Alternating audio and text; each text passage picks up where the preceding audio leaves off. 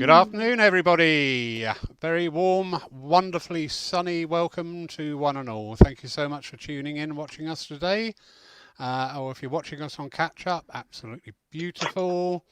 A great pleasure to welcome a lovely lady. We've only met the once, sadly, pre all this kicking off. The lovely Lynne Summerfield from the Isle of Wight. Hello. Oh, hello. I thought you were a bit preoccupied there, love. I thought, all right, I'll carry Hiya. on then. You carry on. Right then, Lynn. So if I could hand over to you, please, for the opening prayer. Thank you. Of course you can. So if you'd like to close your eyes and join me in prayer. And we ask the Great Spirit. And we come together, a meeting of mind, body and spirit. And first of all, we give eternal thanks for everything, for the life, for God's wonderment, for all of nature, for all creation. And we give thanks because today is a brand new day, and every day that we are here is a chance for us to live this life to the full, not only in the material world, but also to learn and to gain knowledge on our spiritual lessons. It gives our soul the purpose of evolving and growing and shaping and refining. And I ask that the great infinite and my guides and my helpers and those in the spirit world will draw close to me and inspire me. We leave this service always in your care and keeping. Amen. Amen. Thank you, Lynn. That Amen. was lovely.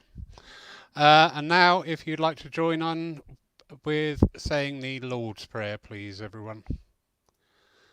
Our Father, who art in heaven, hallowed be thy name. Thy kingdom come, thine will be done, on earth as it is in heaven. Give us this day our daily bread, and forgive us our trespasses, as we forgive those who trespass against us. And leave us not when in temptation, but deliver us from all evil. For thine is the kingdom, the power, and the glory, for ever and ever. Amen. Wonderful. So, everybody, we now move on. Oh, just a quick hello to everybody that's saying hello from the side there. Thank you all so much. Jane Louise, yes, it is hot, hot, hot. Just a quick reminder, everybody, there'll be no mediumship today during the service, but it will be spiritual philosophy, which tends to be a message for everybody within the teachings, and also an opportunity to ask the lovely Lynn any questions. So, onwards and upwards. We now go on to the healing part of the service. Excuse me. You know, we're all healers. We all are spirit. We're all in that energy. We can all send out love and compassion. So, you know, there's no mystic art to being a healer. It's just being yourself and giving of yourself. So as we go into that energy, we think of those ones that you know or may not know, but know of. And never forgetting yourselves also. Because if you're not 100%, how can you be of a support to those around you and to yourself? So just link in to the heart of creation. Let that energy flow from your heart chakra, out into the world, where it will be used wherever there is a need.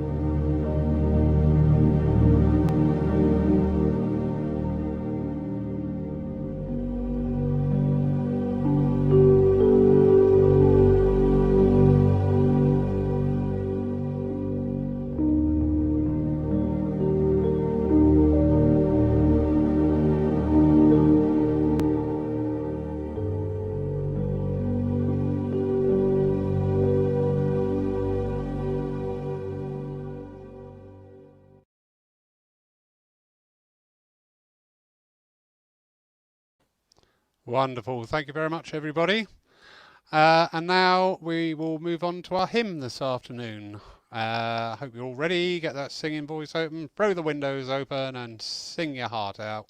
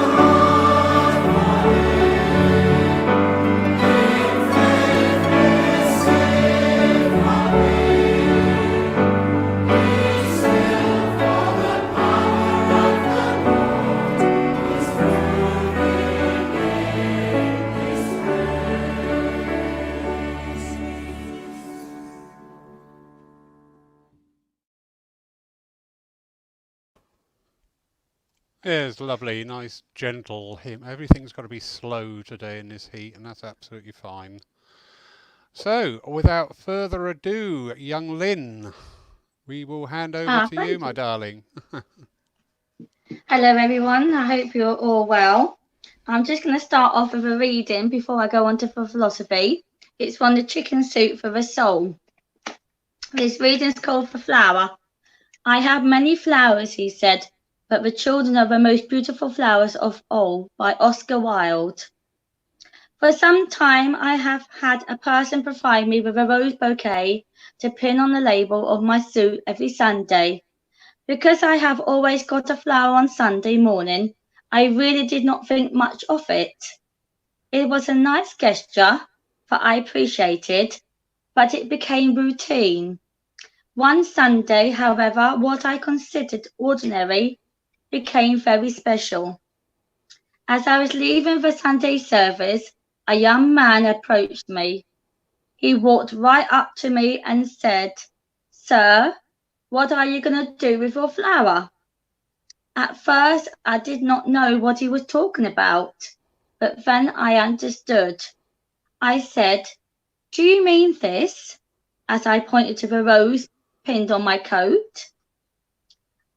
He said, "Yes, sir. I would like it if you're going to throw it away." At this point, I smiled and gladly told him that he could have my flower, casually asking him what was he going to do with it. The little boy, who was probably less than 10 years old, looked up at me and said, Sir, I'm going to give it to my granny. My mother and father got divorced last year. I was living with my mother, but then she married again. She wanted me to live with my father. I lived with him for a while, but he said I could not stay. So he sent me to live with my grandmother. She is so good to me. She cooks for me and takes care of me. She has been so good to me that I want to give that pretty flower to her for loving me. When the little boy finished, I could hardly speak. My eyes filled with tears, and I knew I had been touched in the depths of my soul. I reached up and unpinned my flower. With a flower in my hand, I looked at the boy and said, Son, that is the nicest thing I have ever heard. But you can't have this flower because it's not enough. If you look in front of the pulpit, you'll see a big bouquet of flowers. Different families buy them for the church each week. Please take those flowers to your granny because she deserves the very best. If I haven't been touched enough already, he made one last statement, and I will always cherish it. He said, What a wonderful day. I asked for one flower, but got a beautiful bouquet. Now, I hope you all enjoy that as I go on to the philosophy for a little while, because those stories in those chicken boots for a soul are actually true stories and they did actually occur. But it brings us down back to earth, and it makes us sometimes realize just how much we take everything for granted. We take life for granted. We take our surroundings for granted. We take people for granted, and we take the small things for granted. And the very small things what we take for granted end up being the big things. And sometimes it's through the comment of a stranger, or through like the story of a 10-year-old boy, that he sees a wonderment and he notices a flower. But most of all, of having been through life and situation, one understands the circumstances and one understands the simplicity of love. And where it has been lacked sometimes, it is noticed in all its elements. And so he had thought of his grandma, and somehow he probably didn't have any money, and maybe things were not always easy. So he decided he saw the flower, he asked a complete stranger, and that stranger or that man was so touched by his humility and his humbleness and his love that he then gave a flower, but in all, he gave something far more. So by giving the bouquet of the flowers, he had extended it out to the young boy. And sometimes it takes certain things, and sometimes it can be from a child, or it can be from something we've read or something we've heard, and it really hits us in our core of our very, very being. And it reminds us it's the little things in life, the simple things in life, which money cannot buy, which are so precious. It's not the biggest stately home. It's not the Rolls Royce. It's not how much money one owns. It's not what material things they gain. Money cannot buy the real core of the spirit. Money can't buy that which is essential to one's soul, to one's spirit. And it's being in touch with our very essence of our spirit. It's being in touch with our very, very being. It's our friends we have How many times do we thank them for their friendship or for things they do or being there? How many times do we take our family sometimes for granted that they'll always be there? How much do we take for granted? And I know through this lockdown, it's really brought people home to the fact of how much we had beforehand, how much freedom there was, and people have become so materialistic that everything got took for granted, or going to see someone by the touch of a button, or being able to go there, or do this, or journey here, or whatever. The life one had, the social life, everything. It's not until something happens which is major, where it locks people down, that then one has, in theory, the sense or the realization to look from within. So now, as we're starting to come out of this lockdown mode, where we can see and be among one another to a degree, yes, there's still measures in place, but I hope that we don't go back and take life for granted. And I hope it is the simple things of our family, of our friends, of creation, of all each new day that we don't take for granted. So perhaps we should always make little memos to ourselves to count our blessings, to always find something which is a wonderment to us in each day, to always see with eyes anew, and to be in touch with our very being. Because if we're in touch with our very being of our spirit and soul, we are then in harmony of the whole of creation. And when we're in harmony of that whole creation, we're in harmony with one another. We naturally speak from the spirit, from the heart.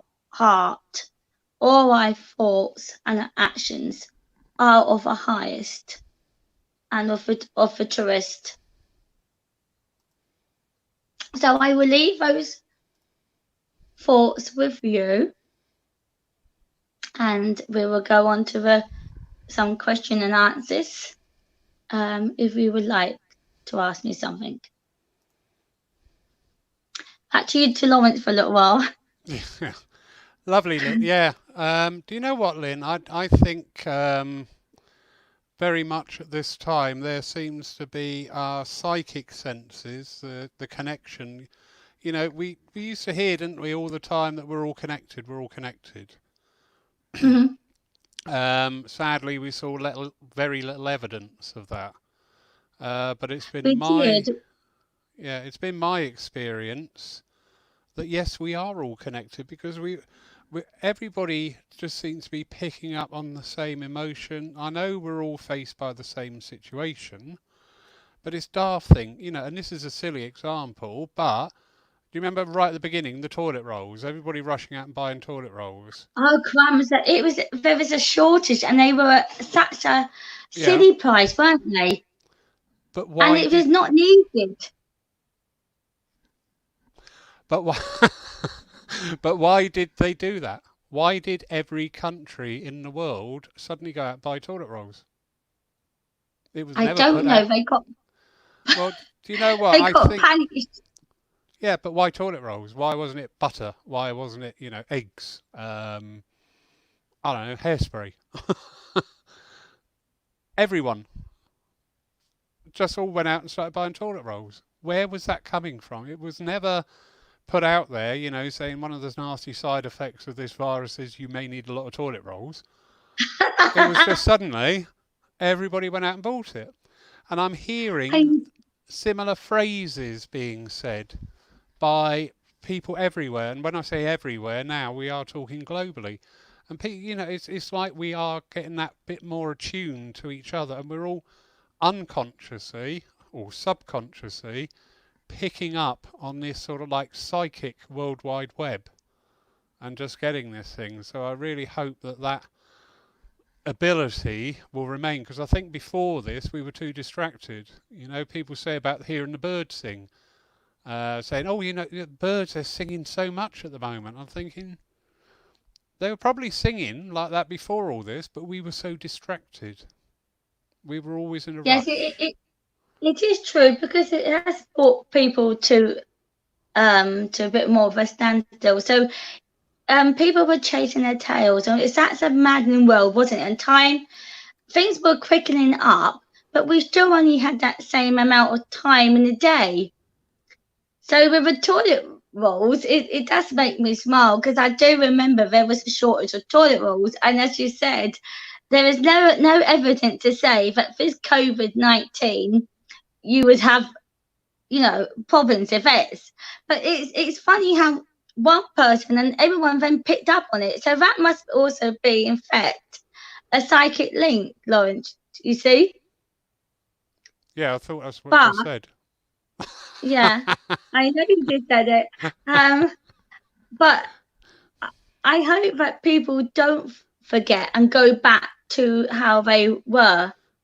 Yeah, it's experiencing the now, which you touched on so eloquently in your address. It's living in the now, and people have had a little hint of that. I know me.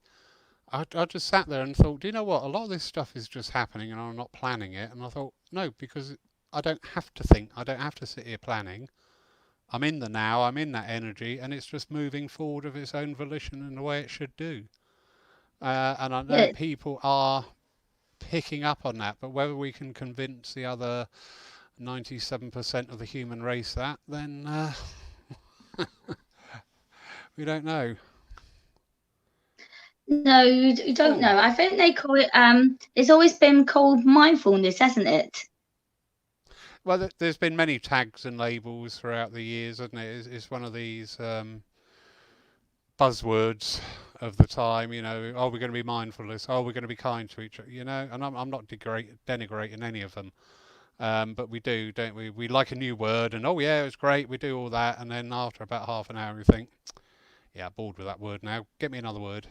It, I know, but I suppose in times gone by, a little bit before your and I time, I guess, if we go back to our grandparents or great grandparents, their way of life was completely different, wasn't it? And they didn't have computers and mobile phones and washing machines, and we have become so multitasked. But we're so in a way our brain is became like a processor where we are so used of multitasking all the time. So it's become like our second nature to be multifunction all the time, doing something, and we're not like to being able to sit still and to reflect and be still with our own spirit, you see. yeah, yeah, yeah. Jamie Williamson's just put up a nice comment there. Carl Jung talked about the collective subconscious where we share a sort of subliminal communication. And yeah, I keep seeing mountains of evidence supporting that. I said the other day, I was talking just after a service in the future, and I said it's going to be little baby steps. And Mm-hmm. I went upstairs, put the telly on. They were interviewing a doctor in South London, and she said, well, "Of course, all we're doing at the moment is taking little baby steps." And I'm like, I just said that. Exactly. But I see. So there you are. There yeah, you are. That's a consciousness. So you can imagine, because it is like a big pool of consciousness at the moment. We've always been not only have we had our own consciousness, we've been part of that collective consciousness. And throughout of where we are, when we go outside or we go for a walk or anywhere else, we pick up the vibrations and the energies. That's only because we are tapping in, or we are sensitive to the whole of a collective of a consciousness of all the people around us. And even though people don't realize they're not talking, because they are thinking, and because of thought is energy, we are always tapping into. that energy. Indeed, yeah. So when we come into lockdown, or when we've been in lockdown, we have been more in tune with that consciousness, not only our own, but of a whole of a greater scheme, of greater world of it. And this is where you had said about baby steps, and then you went upstairs and you put it on, and there it was. It's a confirmation to you that that thought has been, generated, and you are in tune, and you have picked up on that thought. Yeah, yeah, there is that. And also, we are spirit. You know, first and Exactly. foremost, we are spirit. We tend to forget that. We put that last. Hmm. Whereas really, we should put that first. We are spirit. We will one day, I know, have no further use for the material body and return to spirit. Where it says in the Bible, seen as you are, and I love that little phrase because yeah, I think there'll be no hiding anything. Everybody will be Oh seen no, as they no, no! are. There is no body, there is no face, and our thoughts and everything. As we feel, or people feel that they can disguise it while we are here. It is only a thought, and we're an energy, and we're a vibration, and we're a light, and we're a color. We are of a vibration. So there is no hiding. You are as we are as we are. And yes, in the truest spiritual sense, because we are that now, we do have that capacity, and that's why we can pick up thoughts, and because we would use that sense, what we've got inbuilt in us, Yeah, and our spirituals. as all this unfolded as well, whether people are happy to admit it or not, or deny it, or not be aware of it, unconsciously or consciously, everybody was sending out the same thought of, "Oh God, help me," because Yes, we didn't know where it was going to go. We had no idea right at the beginning. We've still got no idea, but the initial fears have now been allayed, and everybody reached out and thought, but then we were sat, we were quiet, we were all at rest. So that state is what you need to achieve. You can't go in and do a circle while you're sat there balancing your books on the computer and doing your ironing sort of thing. You need that restfulness coming in. Yeah, is the new word, restfulness, not mindfulness. this um, one. so yeah, and we were just starting to expand our consciousness, our understanding, and for those few little pulses and moments, we actually became what we are, is one world. Yes, it Jill is. It is one Burrows, conscious. yeah, sorry, Jill Burrows just put up there synchronicities. Yeah, I can fully go along with that. Synchronicities is so funny. Jill, I've got to say this, love. I love your name, especially with the rabbit photo next to it. It's great. Jill Burrows, does she? Anyway, moving on. Yes, it is. Well, it says it is a rabbit name, isn't it? Hey, yeah. Very good sense of humour. But yes, Yeah. So have you got something um, else?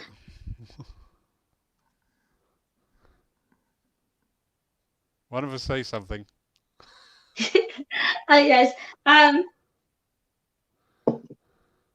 So really, it's moving forward, isn't it? Now, I don't suppose in entirety we will ever go back to how we were pre this lockdown, because there's been changes. Not only has it been changes on the outside to the everyday things and how we are, we have this social distancing, and I guess that for a while people are going to be not being able to, they would be worried about it. But there's a transformation within each and every one of us. So I think it's about moving forward, and always um, moving forward, really. Yeah, certainly, and also it's I think because of the feeling of failure from various areas that we before relied upon. I think more and more people now. I've been doing this for about 5, 6 weeks. And it's not a selfish thing. And I know I've said this before. I'm adopting this thing of this is my world. This is what I create. This is what I make. You know, Yes. this is my world. So this is me here doing this. This is me cooking me tea, working out what to do for the future. The outside world is my world within the world. And that's what I'm concerned with. That's what I'm worried with. That's where my focus is. And I'll do everything Yes. that I can to maintain a happy harmony in my world within the world. And I don't mean that it's going to denigrate anybody around me or, offend anybody around me, but I'm just saying, you know what, this is my world and I will do things, I will wear a mask when I go in the shop. If you don't like it, that's absolutely fine. I'm wearing it. Yes. It's The greatest service, but we've I guess beforehand we were kind of really quite selfless, and I suppose we did the work, but we kind of didn't always feel. I think in order to do the work or to be of service to spirit and to be of service to each and every one of us, um, we have to protect ourselves as well, but we have to make sure that our world, our center, our life is actually perfectly balanced, and we are doing all we can to make sure that all is well within our own self. And and it means looking out for ourselves and taking these steps and thinking ourselves. And this is a thing we should always have naturally done anyway before the lockdown, but a lot of us never really did it. We took on this, we took on that, we went a bit further, and we ran ourselves maybe, or we spread ourselves out maybe a little too finely. But now I think we need to put things into perfect balance, and we really need to make sure that in order to be of service to spirit and to each and every one of us, we have to also be of service to ourselves, and we have to make sure that we take care of our needs and make sure we're in the best place that we can be in. And I think we have to safeguard ourselves. And that's what is kind of brought forward to that life is precious. Each life on this earth is precious. There's no one more life more important than another life. So, but we have to take whole responsibility, and we have to take personal responsibility for our own self. It is up to us to do it. It isn't up to anyone else to do it. We have to do that, and we have to take that responsibility. So therefore, we have to make sure, if we put it in our world, and make sure our world and look after our own world before we look after the greater world, then so be it. yeah, I do. Um, Obviously, we've all got our own thoughts, feelings, and observations. I think we were very much of a culture so keen to give away our own power all the time. We created celebrities, we created Love Island, we create, and we all created fashion trends and images that we had to aspire to. When actually, do you know what? The inner beauty, that's really all that matters. In the future, it is. There was people were refining or putting so much of importance, shall we say, or time on the outer shell, and that outer shell is obviously is our physical body, and that at the end of the day, when the soul, when the spirit no longer needs it, and it is the time for us to make that crossing, to make the transition into the other world. But it doesn't matter whether we had warts or whether we were a model or whether we weren't a model. It isn't that what we need to be working upon. It is our inner self. It is our soul. It is our spirit. It's that is which is beautiful, and it's that is what is important, and it's that what needs to be refined and polished, and that's where it is. and that's where the essence is. That's a true meaning, you know? Yes, but to touch on what I was saying before, we were so either consciously or not giving away our power all the time, because trying to aspire to be somebody Yeah, else, and never quite, you'd always, all right, we've always got a drive for betterment. That is always going to be there. Um, but it's how we better ourselves, and it's looking at the real thing. You look around a modern household now, and all the tech gear and everything, and all the money that represents, and it's like, well, is that all totally necessary? Would that not be better coming back into the family collective of just going out and having a really nice day out? But oh no, no, no, because you've got to have the latest mobile. Why? yes, Why have I, we got to have the I, latest I, mobile? I understand exactly the it's almost this is where the materialistic world went out of balance, and this is where it became totally out of balance. Like with a weighing scale, we have a material life where people were putting 99.9% on it.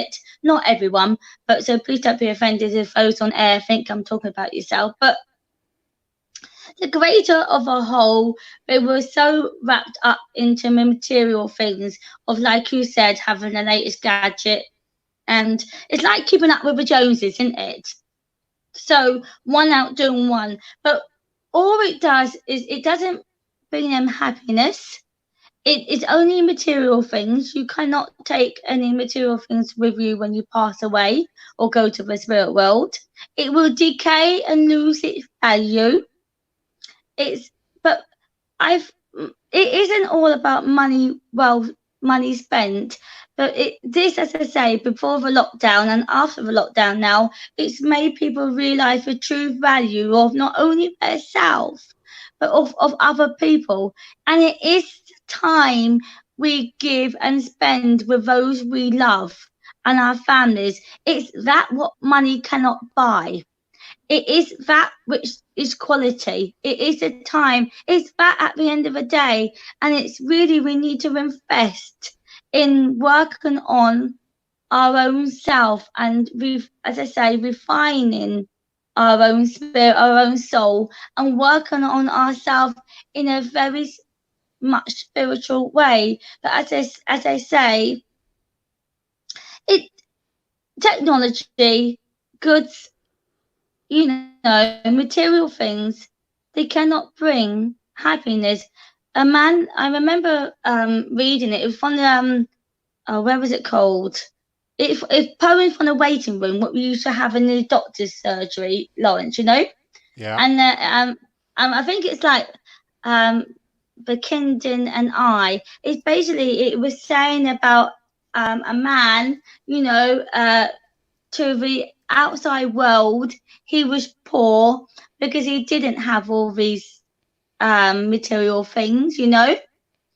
So yeah, he to the outside world he was poor, but to the spiritual side self, he was very, very rich because he had all the qualities of what he needed of humility, of love, of honesty, of compassion, of empathy. He had all these. So materially, he was poor, but spiritually, he was very, very rich. And it's that what we need to hold on to. You know, we need to be rich in our own spiritual sense, in our own soul sense. You know, the of the friendship we give people, the time of day we give people, the healing thoughts what we send out to people, of a connection with our own mother, father, God, accepting and treating each other as we would like to be treated to ourselves. The compassion, the empathy of actually listening to people, of actually caring. You know, all these things are more important than having the latest phone or a high tech car, you know, because that will only satisfy people for a brief moment. because you know what, whatever they get, they want it a bit more, and then they want the next thing and the next thing, and it will never ever quench their thirst. The thing that they crave most really is, it can only be given from their self to their self or from spirit, you know, of the thing they need is not of worldly goods, not worldly goods, but of spiritual things, you know, of learning to like themselves, learning to accept themselves as they are, knowing that not, no, we're not perfect. We wouldn't be here if we were perfect. But as long as we try and do our best, as long as we send out thoughts what are loving and kind, you know, and as long as our intentions are good, you know, that's all what really matters, is what we send out and give out, you know, and that we are honest and that we're true. Not only are we honest and true, but we have to thy own self be true. When we look at ourselves in the mirror every day, I don't have mirrors anymore because I think they're lying. But no, when we look at ourselves in the What's that mirror behind each you? day, yeah, I've got one behind us. What do we see? You know, first of all, we will be looking at our shell of our body, of our hair, our eyes, and we may pull a face at ourselves and think, God, we're getting old, you know? Oh no, look at say, oh, I put on weight, oh no, you know? But that isn't really what we should concentrate on, really. Yes, all mine look nice, you know, makes you feel good, you know, dress nice, it makes you feel, you know, it makes you feel nice. But we should be looking at our inner beauty. We should be looking at our soul. And when we see each other one, you know, be not quick to criticize, be not quick to judge, you know, be not quick to find faults and flaws, you know, because each and every one is doing the very, very best that they can. They are where they are on a vibration where they are, and it is, you know, they are doing, you know, they are where they are. They're at that progression. They're at that state of understanding. They're at that state of knowledge. So they're doing the very best they can.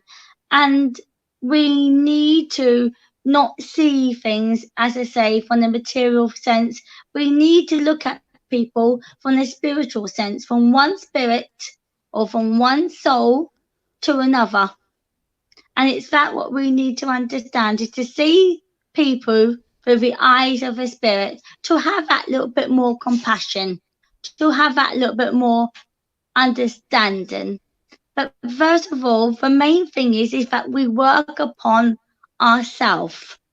We need to work upon how we are, how our thoughts are, and what we send and concentrate and focus on, and also from the love that we generate for ourselves, but with the love that we generate for each and every one of us. Because when we send out good thoughts and we send out right thinking, and when we're working from the center of our own soul, of our own inner soul, then we will always work. We will always be right in our thinking. We'll always be right in our actions.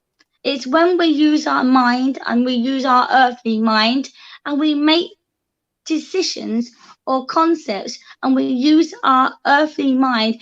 This is where we go wrong sometimes, because we're using the wrong part of ourselves. We need to then work from our own soul, our own spirit, from that part, you see. And the more we attune to God, the more we center ourselves and we get into contact with our own soul and spirit, but also we center ourselves with a whole of that God force, the more we're in line with that, then our thinking and our thoughts and our action are totally in alignment. Yep. Yeah, no, I agree there. A lot of very good salient points came up in that talk. There's so many, I used to say a lot and I still maintain it as well. we can't love everybody. Let's be totally honest No, and grown that up is here. true. But That's true, Lauren, because however, the thing is, can I finish? I'm going to let you talk. Yeah, we can't love everybody. We know that. But what we can do is not send out enmity to those that we can't love. Yes, it is true. We can't love everyone because it's the energies in it, and sometimes people's energies don't quite mingle with us and it don't quite mix well. It's like oil to water, isn't it? It doesn't mix. And though we would love to be able to get on with everyone and their energies, we love to get on with every energies. I suppose that's that part of our human part of ourselves where it doesn't quite mix. But yes, the key is still to have an understanding and to love that spirit of that person or to love them from the soul level. But also, if we can't get on with someone, then the advantage is that we don't send out um, any negative thoughts. So it's still been positive and to love. I suppose it's where that love unconditionally came from. To love in the truest sense isn't from the earthly sense, what we know, to love from the spiritual of a father sense, that would be on a higher level of love.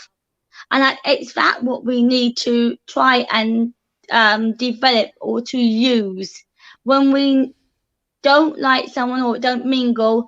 We need to work on our higher consciousness. It is of a spiritual love or the spiritual understanding of loving someone unconditionally, and it's that what we have to try and master. There are things within our own self which we need to master, and then to be disciplined sometimes in our thinking and also of what we say. We need to be a bit more mindful in our thought before we let that thought out into words.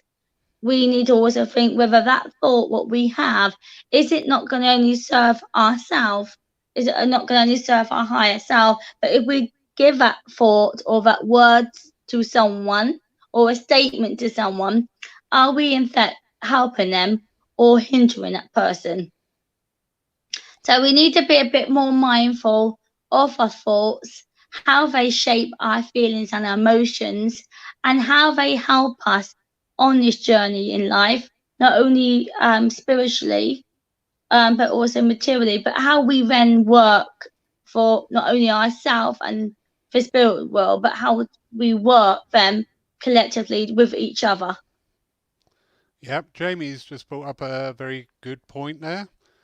He says, I Hmm. think we often learn more spiritually from those we find it difficult to like. Yeah, very true. Yeah, that is very true. It is those which we very high find very difficult, or we've had them in our own life or in our own circle of life, whether it's been from family or from friends. Yes, they are often our greatest teachers. And when we don't like something or whatever, or someone or something, what is it that don't sit with us? What is it we need to work upon ourselves? And yet, I do quite agree with that, Jamie. We do learn the greatest lessons from people or situations that we don't like.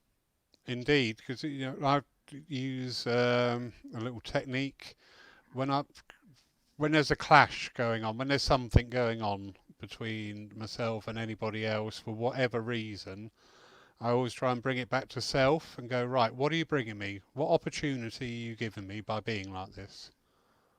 Not what Yes, you're saying, but really listening to what they're saying. It's not the words, because because when they, it's true, because when they're saying it isn't a statement that one has said to us, it's what it's aroused within us or what feelings it has created. And if it's created some uncomfortable feelings within our own self, we need to find out what part of that do we need to sometimes heal or work upon. It's usually within our own self that we need to work upon that on a deeper level. And sometimes we don't even know we got that to deal with or that thing to work on. And two, it's then given us the opportunity and someone has said something or done something and it's created this feeling, which then we then have to deal with that in a very more channel it in a very positive way. If we can learn things from situations that we don't like and things that have happened or experience we've had in our life, we can either co-create that over and over again. That means where we don't deal with it and we blame or put the blame on the other person and we become the victim of it, so to speak. Or we can say, what is it I need to learn? What lesson is it teaching me? How can I overcome this? How can I overcome this hurdle? So then that lesson or that situation is not continually or that pattern being repeated back to us. Yep, very true. Hmm. Lynn, what a lovely Yes, service. Thank you ever so much, my sweetheart. Um, blessings to you all over there on the lovely Isle of Wight. So thank you for joining us. If you do us a pleasure, please, of delivering the closing prayer, that would be lovely. of course I will. So, my friends, if you now like to join me in the closing prayer, and we all give thanks for having this opportunity of being able to link not only with spirit, not only with our guides and helpers and our loved ones, but also having this technology and this opportunity of linking together. And we ask that the time that we've been spent here is that each and every one of us has been able to take something from this today, whether it's something we like or something we don't like. But either way, it gives us that time to be able to expand upon it and to actually look within our own self and maybe give us a deeper reflection of where or what and ways in which we need to move forward to sometimes we may have to leave some of the old and sometimes we have to make permanent changes. But we are always evolving and we are always going to be going forward, not standing still, not always looking back to the past, but only if we want to learn from it, but also going forward. We are here to grow and to shape and develop and to grow more spiritually. So when it is our time for our time to make that transition into the spirit world. We on this life here, we have bought something, we have learned something, we have evolved and we have grown, and so we're going home in a much more spiritual, evolved state than when we began this life on this journey. So I ask a blessing upon each and every one of you here. I ask that you will always have your health, and I ask you that you will always look after yourself and to give you that time what you always need, that time to take for yourself, that time for you to recharge not only your physical body, but to also charge your spiritual and your emotional and your soul to give you that at one moment. So I thank you all for listening and to being part of the service. Amen. Amen. Thank you very much, Lynn. That was lovely. Before we go, quick few notices. Where are we? Where are we? Where are we? Tonight, 7 o'clock, there is a free gong bath online with Scania Price. If you go to our website, you can get the free ticket through there. It's just a little uplifting session for everybody. Friday, we've got a joint venture with the Bournemouth Spiritists again at 7:30. Always a great range of speakers. I mean, we're getting speakers from all over the world talking about different subjects. Dip in if you like it, great. If you don't like it, well, at least thank you for trying. So that's Friday at 7:30. Saturday at 7 o'clock, we've got Tim Wild coming. Look him up on Facebook. It's WHYLD, Tim Wild. So yeah, looking forward to that. It's going to be very interesting. Sunday, 11 o'clock, we have a very special divine service. I'm not telling you any more. A very special divine service. Sunday morning at 11. Church will be open Sunday and Monday this coming week, for personal prayer. Tickets are available through the event notice on the church Facebook page. The reason we are doing tickets is just to control the numbers. There has been small uptake on it, but it's there. If you want to use it, great. If you don't want to use it, great. But as I say, the ticket issue is just to control the numbers, so we don't open up the doors and have 28 people turning up, and then I've got to turn away half of you because you can't come in. Simple as that. So yeah, keep your eyes out what's going on. I did post a little update video today to keep you abreast of what's going on with the church. We will be going back to live services on Sunday the 5th of July. These will be ticketed again. We can only fit a maximum of 14 people in here plus 2 helpers. And I will very, very strictly adhere to that limit. So, if you want to turn up and drive all the way over here from Ringwood without getting a ticket and risk getting turned away, sorry, that's what's going to happen. So, people online, watching online, you can get your tickets online. I have got 4 put to one side for people that we know who are not on the internet. So I'm trying to cater for everybody, but there does have to be a very strong element of control. We're all complaining about the number of people we see in the shops. That scene will not be repeated here in your church. Alrighty, it's not a telling off. It's not me putting my foot down. It's just adhering to the rules. So Sunday the 5th, we will have a live service. We will having a streaming setup network being put into the church, so we will be able to stream the live services. However, they will not be an interactive online service. It is just purely there if you want to watch, hear what the medium's got to say, hear the reading, hear the address. And I always say with messages, you know what? One person's message can be somebody else's evidence. If you hear somebody going yes, yes, yes to quite precise things, how good is that? Anyway, so that's from Sunday the 5th. We will continue on with the Wednesday online services for a couple of weeks. Going to give the Sundays a little go, iron out any wrinkles we may have, and then start opening up on the Wednesdays. We will be maintaining an online presence. We will have either the Friday or Saturday night evenings with different people. We've had some marvellous guests, absolutely awesome guests. In July we have got, he's my hero. All right, I don't have heroes except for this one person. Simon James. I'm going to be sat here like this.